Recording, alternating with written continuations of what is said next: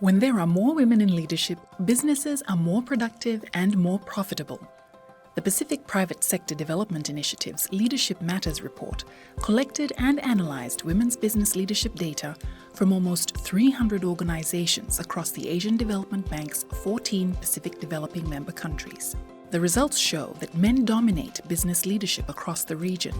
However, the Pacific compares favourably with global averages for women's representation as board chairs, board directors, and CEOs.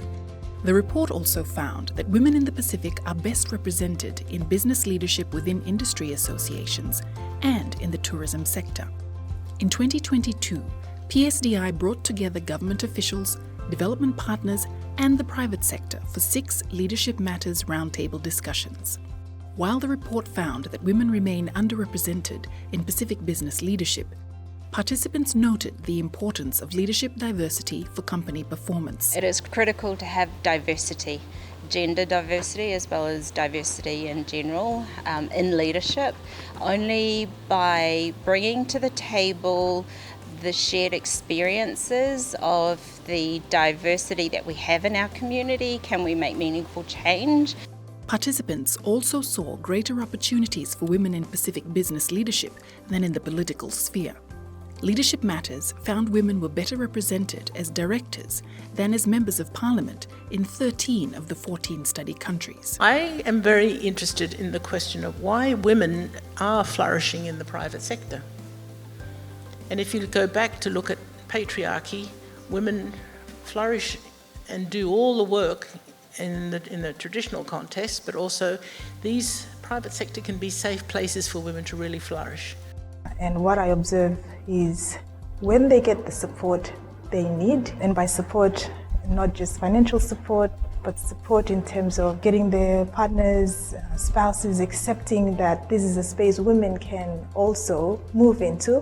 When they have the kind of support, women tend to flourish. They tend to do, exceptionally in that space.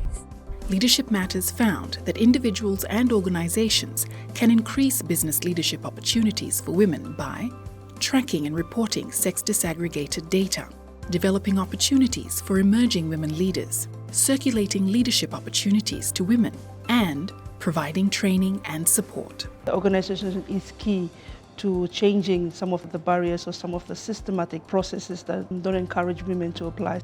If you're trying to build up a cadre of emerging women leaders, you need a critical mass. So it's not enough to just have one woman on a board, one woman as a CEO within an industry, just one woman in parliament. It's very difficult to make a difference. But participants agreed that governments and communities could also do more to move the needle through legislative changes, targets for women's representation, and addressing the barriers women face.